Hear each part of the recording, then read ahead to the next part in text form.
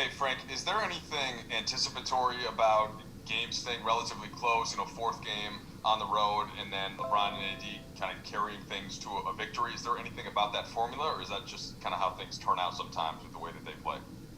Well, I think it's in some ways how it turns out. I think we're managing their minutes more early in the game, and willing to extend them a little bit in the fourth quarter.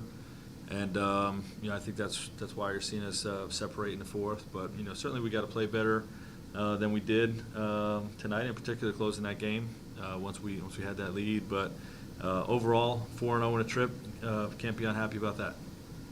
Yeah, Frank, and this may be tricky to answer early in the season, but any reflections on what it's like having a four-game trip in these circumstances versus what you would traditionally, and how you saw that play out in games, if at all?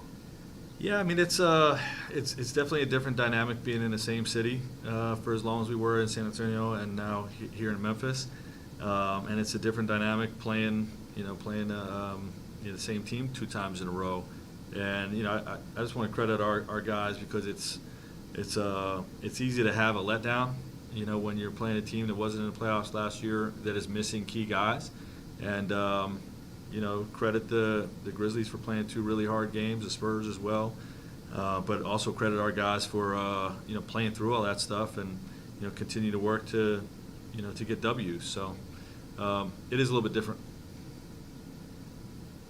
Dave?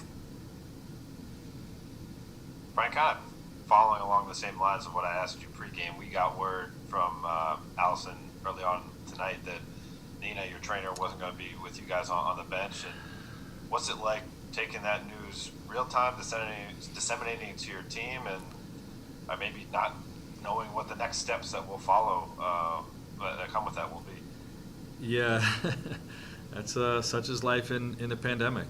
They have protocols in place to keep us all safe, and when something's out of place,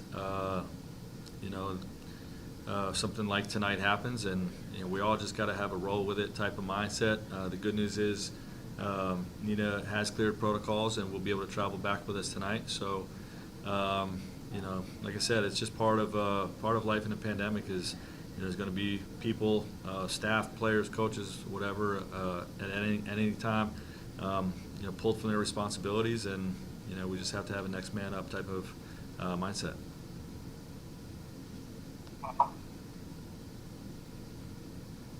Hey Frank, just LeBron's fadeaway shots, spin-away shots at the end there. I think certain maybe metrics tell us that maybe it's not an efficient shot, but when LeBron takes them, how much confidence do you feel in those situations that it's going to find a way in?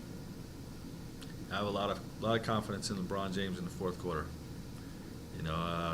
I don't really know any other way to say that. I trust him.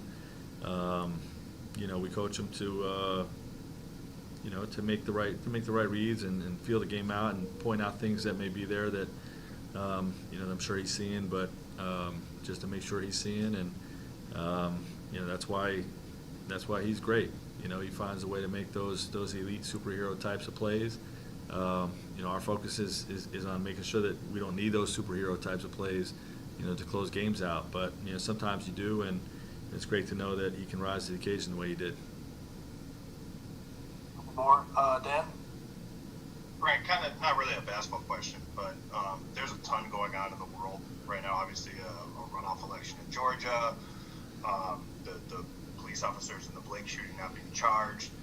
I'm just curious. LeBron has his hands in so many of these different things.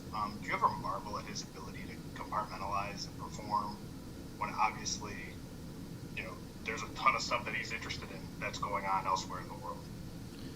Yeah, of course. He's obviously one of the most impressive people I've ever been around, and I think what you just alluded to is one of the ways that makes him special. His ability to compartmentalize, but also to have an interest and a care factor, in those other types of things going on in the world, and to be able to have his mind on some of those things and still perform the way he does.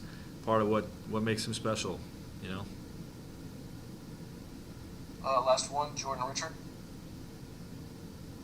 Hey Frank, can you just talk about the group defensively on the last couple of possessions? You know, you went small ball with Anthony Davis, and also you had Wes Matthews. You know, just talk about how they performed defensively just with that small group. Yeah, well, aside from the last 30 seconds or so, which was a little chaotic, that we have to do a better job of. I thought the last 4 or 5 minutes or so, where we were small, that's a formula we've had where, you basically have 3, tough-minded perimeter smalls out there with LeBron and AD, and that's been a very difficult lineup combination for teams to beat for a lot of different reasons. The offensive space. And then the defensive mobility that we have. A lot of times last year was, Rondo, Alex, KCP in those types of roles. So it's just a formula that is difficult for teams to beat, and one of the reasons why we're able to win tonight.